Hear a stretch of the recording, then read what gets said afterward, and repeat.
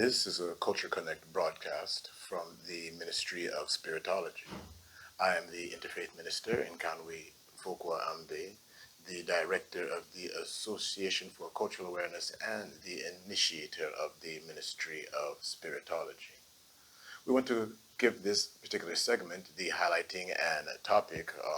which will fall into three major phases, but we want to use this as our broadcast note sections given to you specifically from an editorial level from the minister's RedPill Diaries. Now, the minister's RedPill Diaries, like I just pointed out, would be more of a feature platform of audio or video recordings which we will be creating for our ministry participants to kind of sample a little bit of, what we might point out are some reflections on some of the discourses which we have in some of our virtual forums and our seminars and personal interactions with some of you as individuals. I'll be giving you some more enlightened, should we say, reflection, meditation, and commentary on particular topics so that you really get a full view of spiritology when you want to perform particular analysis. Now, in this three-part segment, we'll be looking at three topics specifically that we'll be doing discourse on. Racism is an issue that we know with the murder of George Floyd earlier this year. It sparked again this whole, should we say, media postulation in the West, America specifically, of what I call racial identity politics, in which the media focuses on a particular racial issue and, through essentially framing it in the news, priming it and giving it constant repetition as a major headline. It incites the African American and African dominant melanated population in the United States, the diaspora as well, the general world and planet of Black people becomes incited because of such particular media reviews, which ultimately we do see that our people come out in large numbers to protest, and it shows some level of strength and solidarity at affliction because of racial issues. But consistently, we don't see policies changed in this act of, should we say, political pressure against the administration, which dominantly, we have to admit, is founded with a white supremacist ideology and mainstream philosophy in its foundation. The United States is a nation that was built on the slave trade. The transatlantic slave trade played a dominant and monumental role in facilitating its advancement as far as construction, laying of railroads, roads. So much infrastructure was built simply because the Caucasian, white, American males were entitled to own and purchase human beings simply because they had dark skin, flesh. And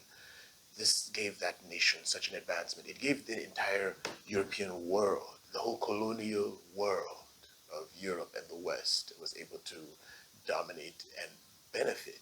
into the position that it's reached currently today and maintains, because it was able to pillage Africa and still maintains some neo-colonial restraints on the control of resources, the cost of import-export tariffs on particular cash crops, the manipulation of the political governments. We could go on, We don't want to deviate to that. We're looking more in the context of racism and how we're not even deviating when we're talking about this, because we're realizing that racism as a whole structure and its manipulation of the African and the dominant melanated man. In the West, in America, they tried to give the African American the conceptualization that they are different in the whole scheme of what we know as racism and imperialism, so to speak, the fundamentals of capitalism, having a structure of economy in which there is an upper class which is able to maintain that position of business, of free trade, because it is able to exploit a whole different geographic region of the earth, of its ethnic population and its work and labor capital, as per some bogus contracts during the 1960s, maybe 1870s period, which are still being maintained today,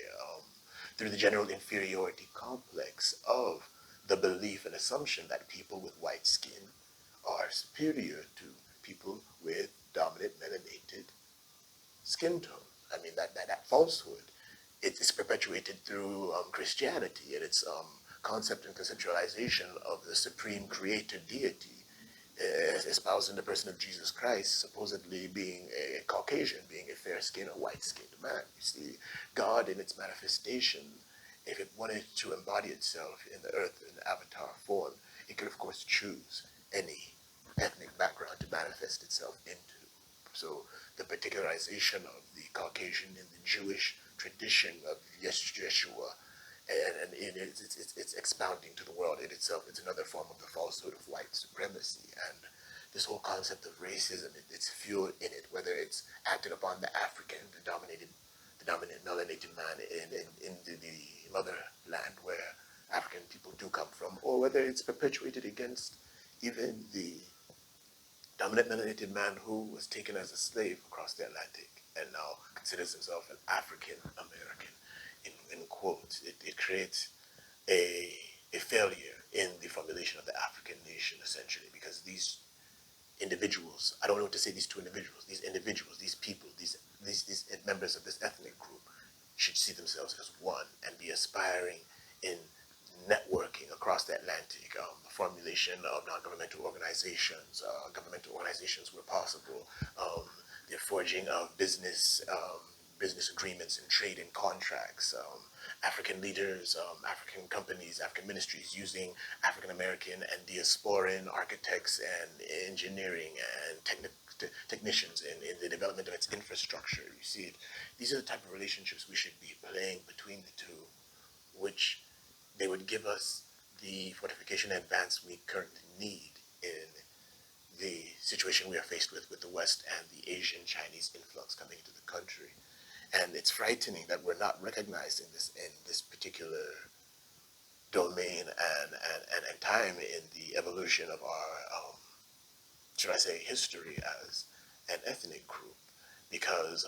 we have individuals like Donald Trump, who, as the president of the United States of America, possibly going in for a re-election as we are speaking, with today being November the 2nd, we have to start to pay attention to the fact that his representation of the American status quo as the president, it exhibits the reality to the dominant melanated people that the background of the Senate, the upper house, even the lower house, the individuals who are the movers and shifters and the political pundits in the American political system still hold fast to white supremacist tendencies, essentially. There's still racism permeating the politics, the economics, the social structure of the United States so profusely that even the election of Barack Obama, who is American part Kenyan by his father's heritage, has African descent, that was just more of the media ruse and, racial identity politics, essentially, used to condition the dominant melanated population, not just in America, but on the earth fundamentally, from positioning itself into a self-reliant mind frame in which it does start to focus collectively as a collective consciousness to do for self, focus on developing self, making trade agreements which fully will benefit self, following spiritual cosmology which defines self in the context of its environment and propels it without giving it false representation or representation which is other than itself. You see it. These things are what needs to start coming to light when we would start talking about the idea of combating racism and anti-racism. It's not something that is a dialogue between whites and blacks fundamentally at the end. And that's why this whole concept of defining racism as something that only white people are capable of, it demonstrates once again the inferiority complex which is attached to white supremacy, which the African descendant, the dominant melanated human being, should, at this point in the evolution of our liberation, from our captivity enforced into enslavement in the 1400s by the Portuguese under papal bull and instruction from the Roman Catholic Church and the papacy, till now are still entanglement with the Roman Catholic and descendant denomination traditions and their subconscious mental enslavement of our people with the subliminal manipulations. That in its whole span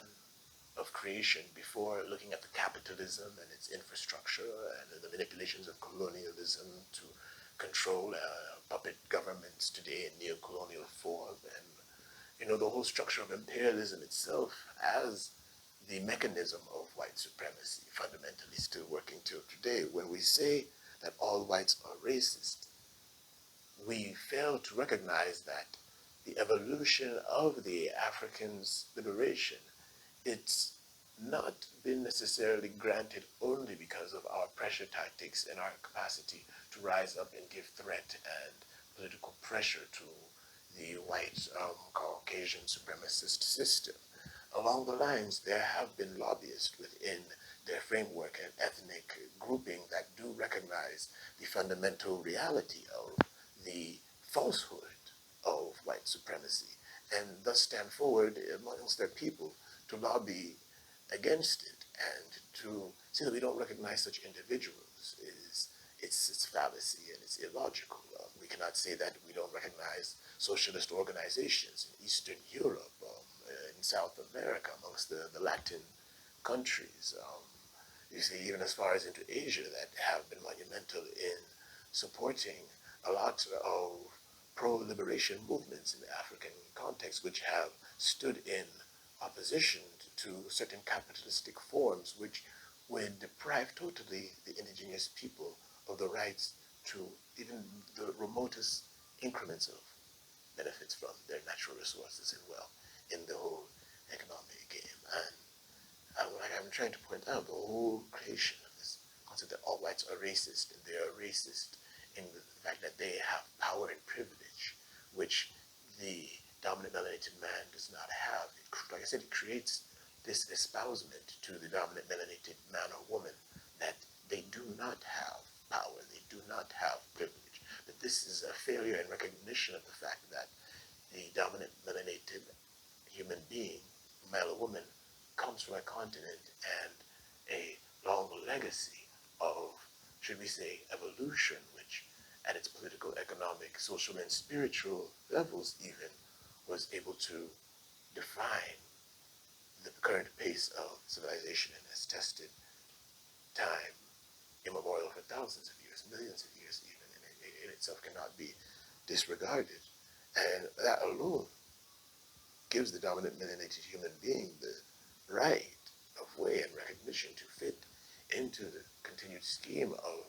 the evolution of human civilization without accepting such definitions which categorically continue to represent some form of an inferiority complex. I think it's necessary that we do come away from this way of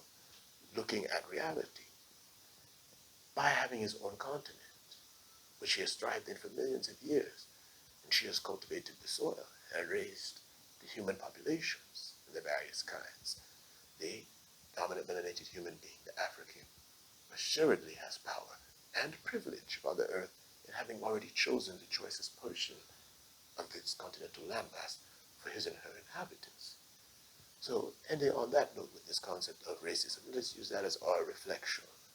in looking at the world and understanding that between the various ethnic groupings as they have been codified by the Germans and their de-evolved system, their de-evolved classification of human beings, which Blumenbach and the rest from the 18th century, we don't want to digress into that. We find ourselves in the confusion today. We recognize 100% that whether black skin or white skinned or yellow or red or brown, we are all children of this universe. We are all equal. That's not something that must be disputed and brought into any controversy. And when that is failed to be understood, whether it's at the national level or the tribal level or the racial level or the gender level or even the economic level, because there's more of class stratification according to the lines of wealth than there is race to those people who are actually conscious of the reality of the way the world is set up. And